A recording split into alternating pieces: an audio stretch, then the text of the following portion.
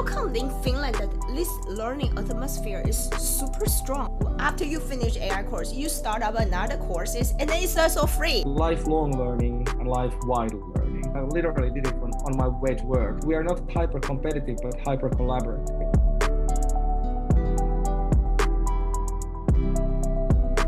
Hello， 大家好，这礼拜呢，我们的视频要来聊到的是芬兰人的终身学习。我想活到老学到老这个句子，其实在芬兰呢是非常彻底的被执行的。在芬兰的学习气氛，而且是终身学习的气氛是相当浓厚的。因为在芬兰来说，他们的学习的成本相对比较低，学费比较便宜，每个人都能够负担，甚至有些品质很高的课程还是免费的。在今天呢，我们就请到的呢就是Laurie 呢，他在赫尔辛基大学参加了一个叫做 AI 的一个课程。那我们从这个课程当中找到他，你从他的身上你会发觉他斜杠了超多的一个角色，他怎么办到的？而这位学霸也会告诉我们他对终身学习的一个想法。我相信从他的身上你就会感受得到，为什么芬兰人这么喜欢终身学习，而且会对我们的人生有不同角度的思考。Welcome, Laurie.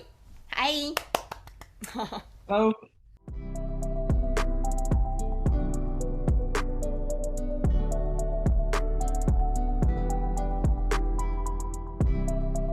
Just introduce you that we know you from the Elements of AI, the Helsinki University courses, and then we know you took from your bio. You say you took these courses because some part of the reason is you read one book that Mr. Lee Kai-Fu's book, Superpower. That's the book name, right? How is it possible that how this book inspired you to took that AI course? It's a really inspiring book. It's really, paints this like big, grandiose vision, especially about how US and China are going to be these like AI superpowers, changing a lot of how we do things in everyday life. And I got, interested in how does this stuff actually work? And then Helsinki, the University of Helsinki built this course called Elements of AI. So I was obviously very interested in that. And the other thing is that I've been working with various online learning, lifelong learning, life-wide learning projects for at least some 10 years or so. So I was also interested about the pedagogical side of the thing. So it was really sort of perfect match in that and moment. So I took the course and I was actually quite blown away about it because it really brings the whole concept of AI down to earth. So it's not actually much of what we see in the media about AI and how the robots are gonna take over the world. It's not really grounded in actual science and learning more about the kind of statistical background and how machine learning is actually based on this intricate statistical analysis and stuff like that. So it was super interesting too. So and then I know that this AI course, as I know, it's free. It's online, like you said, and it's all free. So for us, we all maybe in States or sometimes we think that the learning have to pay something. I say also very expensive. You have to when you want to go back to school. But in Finland, that we found out that some courses even free and then provide to the whole world. And also after you finish AI course, you start up another courses and then it's also free and then to help people to start up their company. Oh, why you call this free? And so, what's the concept behind this? So the way the Finnish university law is actually built is that our universities have three missions. So they're to educate, to research, and to have a positive social impact. So basically, by creating free online courses for everybody, we are, taking care of 2 out of 3, so educating people and having a social impact through that. And I think especially with these two topics, obviously I didn't have anything to do with the creation of Elements of AI, so I mean I can't really speak for those people, but I would venture to say that universally understanding how AI works is super important right now, and also getting behind all the hype and all this kind of over exaggeration you see in the media. I think the course really helps you figure that out. And then for starting up the course that we created, so that's a kind of a different kind of a deal there, because first of all, I think startups are a great opportunity for many bright people to really build something that they care about. Yes. But secondly, and this was actually like discovered by two of our students. So they actually approached me and I made this. They were running this like major, like the best incubator in Scandinavia, and they made the observation that many startup entrepreneurs don't even know the like very kind of basics of what actually like running a startup entails. So it's not that unlike from AI. So there's a lot of hype. There's a lot of kind of like empty talk attached to running startups. And Aro and Niklas wanted to, build something to, help people understand better, like, what are they getting into if they start their own company. And they came to me and they were really stoked about elements of AI. And their suggestion was that how about if we do something similar, and if we could reach out to those people at Reactor who built the technical side of the course and did the copy editing. And I pretty much, right after that meeting, called Reactor's like leadership up and asked them like, how about we do that? And they were, pretty much immediately on board, and that's how it happened. What do you think that the lifelong learning, the main target, what is that? Is this make more money to know yourself more? And then what do you think that why I stopped the work that I'm already familiar with or I'm good at it, but I have to back to the school? Why? So continuous education, which can, so the kind of lingo terminology here is like, so you can basically split continuous education into lifelong learning and life-wide learning.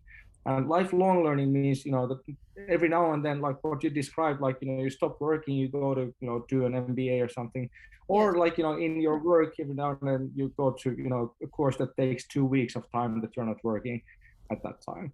So it's a sort of a blunt instrument in a sense, like, that it really sort of stops what you're doing in its tracks. And it's great. It's, it's something that many, corporate leaders do a lot of this, like, they have the kind of luxury of being able to put their, work aside and like, study and thus create more like, competencies and understanding. But for many other people, like especially in blue collar work, where the need is like, growing at, I would venture to say at an exponential pace right now. So people don't have that luxury. They can't stop working for several weeks or months, and like, because they have to, pay the bills and like take care of the kids and all that. So this is where life-wide learning comes to play, and which both elements of AI and starting up are pretty great exemplars. So that means that we are taking the same university level teaching that like, you would come to university to study, over a period of like weeks or months, but we're splitting it into like, a couple of minutes of like incremental learning experiences, so that instead of having to, dedicate weeks or like hours at a time, you can like, when you're commuting to work, you can just like, use your cell phone and study for 5 minutes when you're waiting for, subway or bus or whatever. And then when you get on the subway, you can do another 5 minutes, 15 minutes. So this way, like, and this was actually how I did elements of AI. So I literally did it on my way to work, on the subway. People don't really know what interests them before they try it out. So what I always like keep telling my students is like, that people shouldn't do things that they're not genuinely interested about, unless they're not genuinely interested about anything in particular, in which case they should do everything. So like, so if you feel like that you don't have options right now, you should like try something new every month at least. And that's like, that, I mean, how can you know that, that gardening is not interesting to you if you've never tried it? How can you know that, I don't know, being a bike messenger, like, I mean, that could actually be really cool, like driving a bike really fast in the, urban. My husband, he's a lawyer, and he always want to become beekeeper. Yeah. Is it? Yeah. So he started learning the beehive thing, and then go to this. And I'm so surprised there is courses for this. I thought you just read a book or where you find a beekeeper to teach you how to take care of the beehive.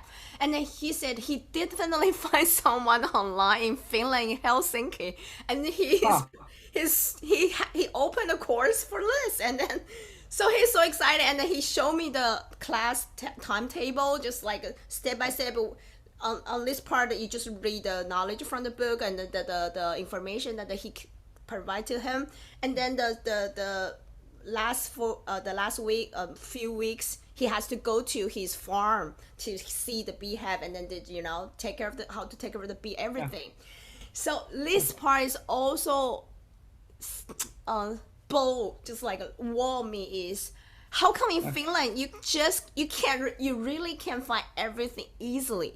I think we also can find these things in Hong Kong, but it's not that easy. It's just like it's not that easy. So boom. So in Finland, what do you think that how come in Finland that this learning atmosphere is super strong? Just like encourage people, not like obvious say, hey, welcome to our class, or why you they don't do promotion, but the atmosphere just there.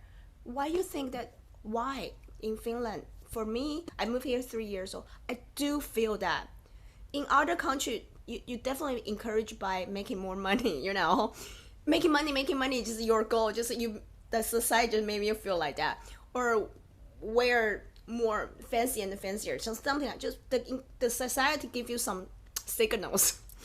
In Finland, I do feel that the whole society encourages you learning, and then they won't laugh at you what age that you jump into any area. So why you think that Finland can have that such atmosphere? And we're not trying to turn out the best of the best, but we're actually trying to provide everybody with decent education, and that means that we don't have that many Nobel laureates or superstar individuals, but by and large as a nation we are actually really well educated. We don't have that many people. We don't have the luxury of if we started competing with one another, we'd just be basically a small stain on the global map, and that would be it. So Finnish the ecosystem is also we are capable of dreaming big and having crazy grandiose ideas. We are not hyper competitive but hyper collaborative. So we actually spend a lot of time trying to figure out how to work together, how to support one another, even when we are not yet even if you're not a successful founder, you're still figuring out how to help the other people around, how to give opportunities for people who aren't that well off. We're not competing for a piece of a pie that's not growing, but we're actually innovating together and collaborating to grow the entire pie so that there's more to share. And that's the kind of ethos of the startup ecosystem. And I think it's derived from the same root as this the educational system that we have, that we want to be give equal opportunity to everybody. We want to collaborate. We want to figure out how to get each other's backs in times of adversity, and support one another in the community. Thank you, Laurie, today to have an interview with us. Thank you. Today we learned a lot, and then I think Finland's sisu spirit is also showing this.